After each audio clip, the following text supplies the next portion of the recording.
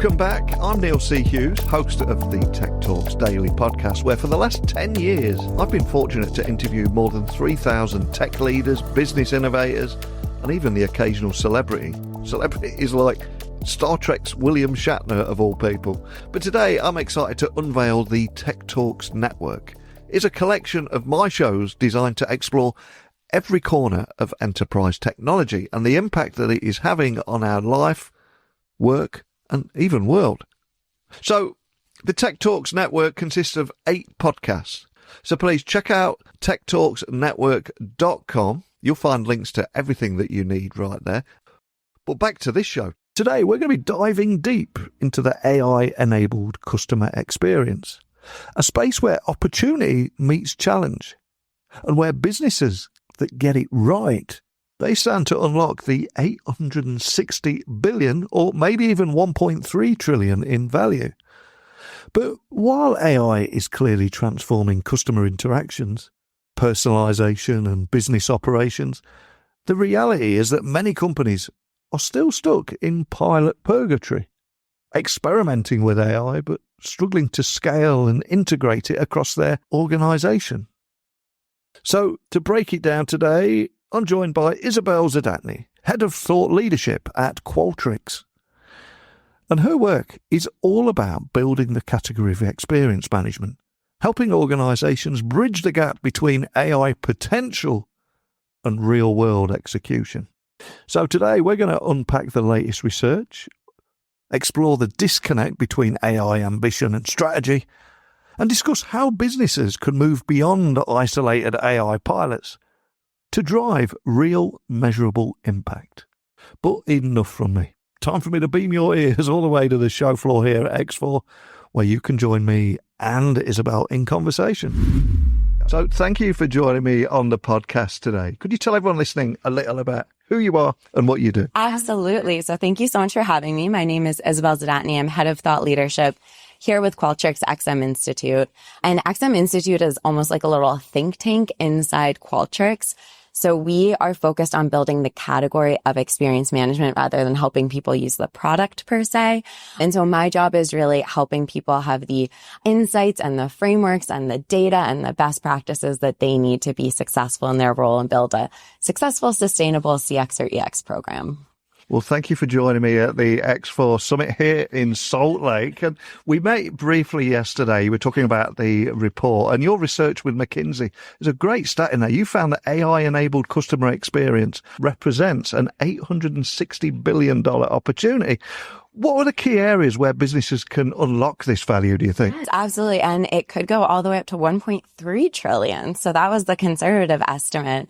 Yeah. So the value is expected to be unlocked in 3 ways. So first of all, through productivity gain. So about 420 billion of that $860 billion opportunity is expected to come from using AI to help augment and automate employees' work. So freeing them up to focus on the more higher value activities. Another 240 billion is expected to come from revenue growth. So using AI to transform how you're acquiring and growing your customers through things like intelligent targeting and personalized messaging. And then the third one is 180 billion is expected through process improvement. So using AI to help optimize your operations and lower the cost to serve customers. Wow, some phenomenal figures there. And many organizations recognize AI's potential for CX transformation. Yet, one of the things that stood out was few have a company-wide AI strategy in place. It's so interesting. Yes. So we found that 72% of executives believe that AI will fundamentally transform their approach to customer experience within the next 3 years. And many of them, right, understand theoretically the high level potential of AI for their operations. But only 12% of organizations have a centralized CX strategy, centralized coordination and ownership. And we found, though, that when they do have those in place, they are 2.3 times more likely to report gaining market share compared to other organizations with more limited and uncoordinated action. So few people are doing it, but it's worth it. Why does that disconnect exist, do you think? And what steps should anybody listening, especially if they're a business leader, what should they be doing to maybe close that gap? Yeah, so I think part of the disconnect is coming from the fact that everyone, again, kind of theoretically looking, long term, gets that AI is going to be quite transformative if you look to the horizon. I think nearer term, a lot of people remain unclear about the exact value it's going to create for their organizations and what investments they need to make to generate that value. And so I think a lot of them aren't quite sure where to get started. We're seeing a lot of organizations stuck in pilot purgatory where they have these siloed, isolated, very expensive experiments, but they're not scaling those across the organization.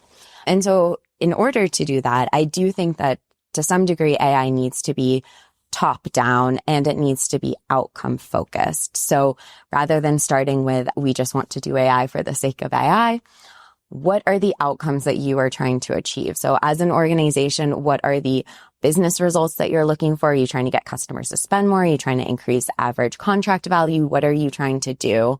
What are your business and brand objectives? And then based on that, what is your organization-wide AI strategy? And then you need things like the governance and organization in place to help coordinate and manage the execution of that strategy and AI implementation across the organization. You also need things like centralized risks and ethics guidelines, right, to make sure that you're being compliant and not delivering off-brand, possibly brand damaging experiences.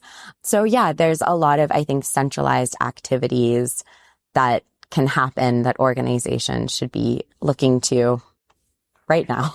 Yeah. Obviously, we've been talking about AI for a few years now, but it's no longer just AI. It's now agentic, analytic, and creative, as you mentioned yesterday. So can you explain how each plays a different role in improving that customer experience? So the three categories that I tend to use are analytical, generative, and agentic. So analytical kicked off about 15 years ago with major breakthroughs in things like natural language processing and speech recognition and computer vision.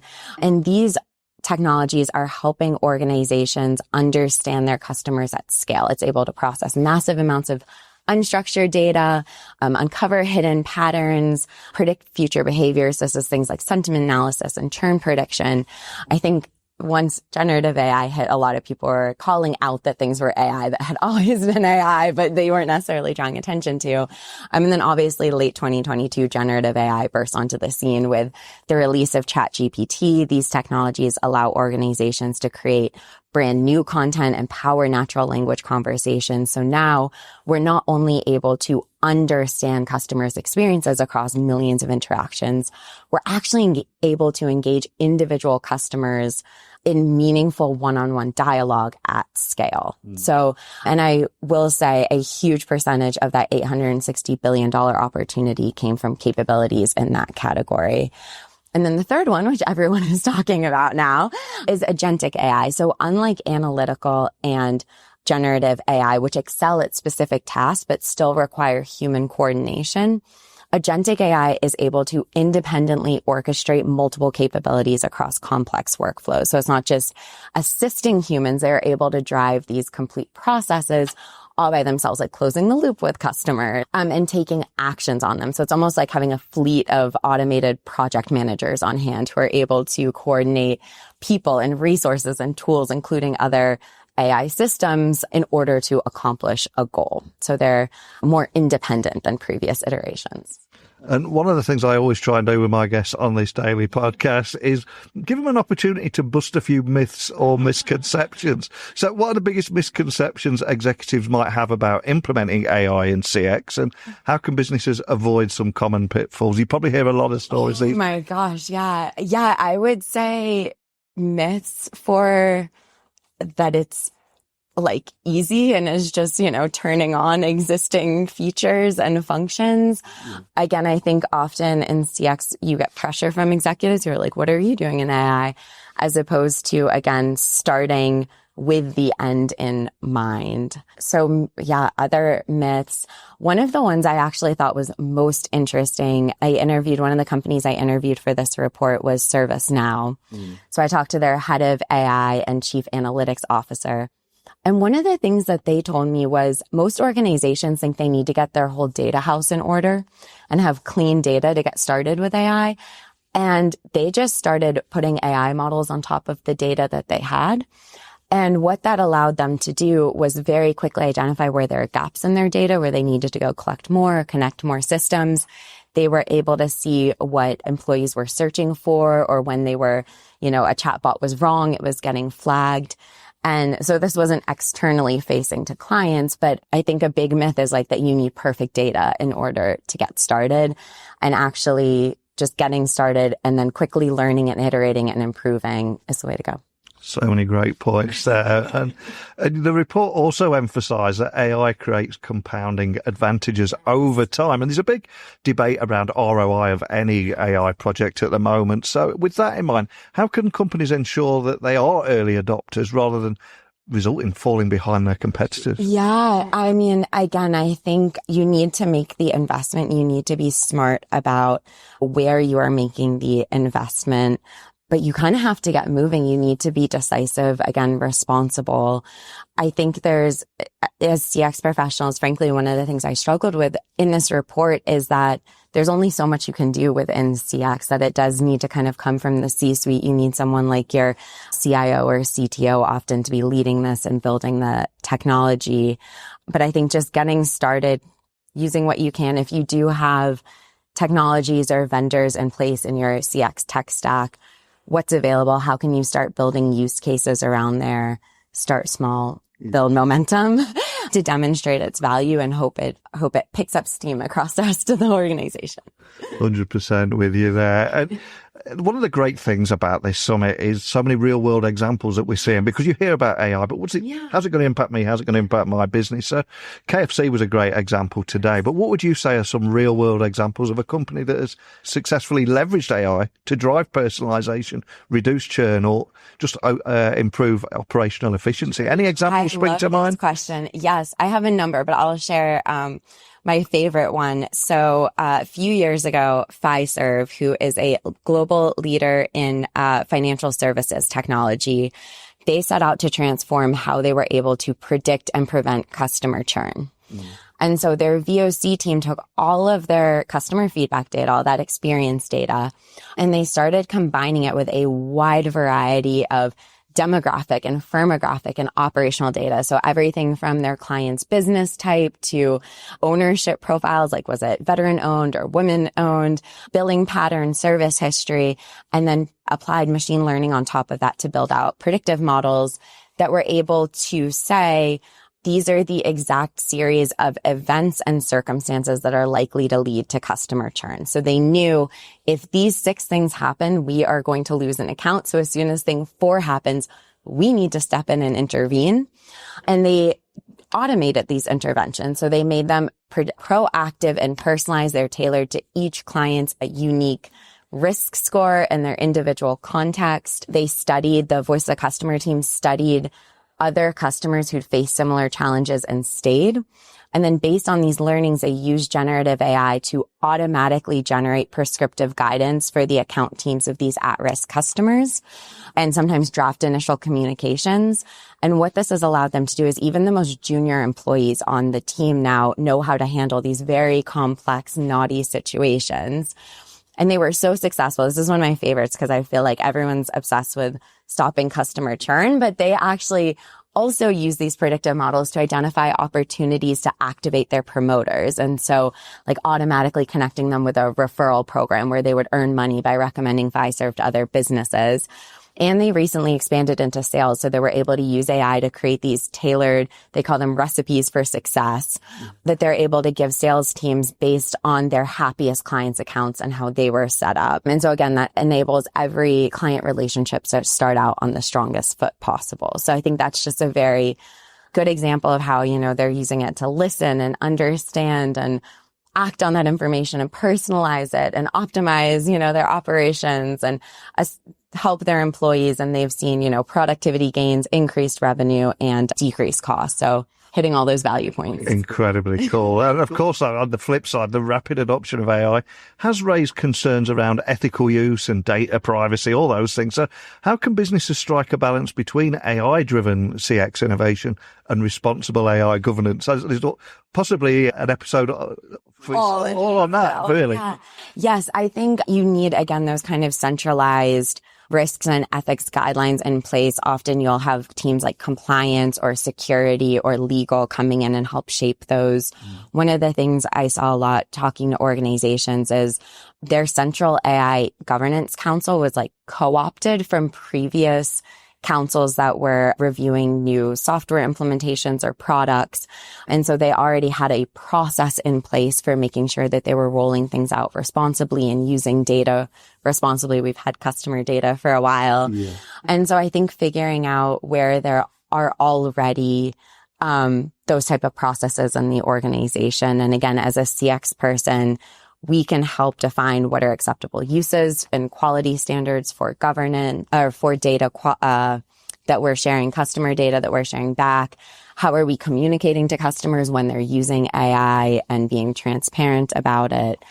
So I think CX actually has a big role to play in ensuring the shaping and delivering of those risks and ethics guidelines. Love it. And if I was to ask you to look into my virtual crystal ball, look into the future, how do you see AI further reshaping the future of the customer experience? And what should organizations be prioritizing this year and beyond? Big question. Gosh, that's a big one.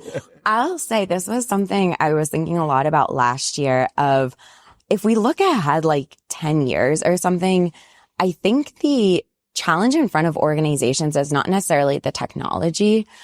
It's a imagination. Because right now we're seeing a lot of companies apply AI to automate processes, improve productivity. Ethan Malik, a Wharton professor and AI researcher, described it like just using a smartphone for placing phone calls. Like it can do a lot of other things that organizations haven't really yet explored.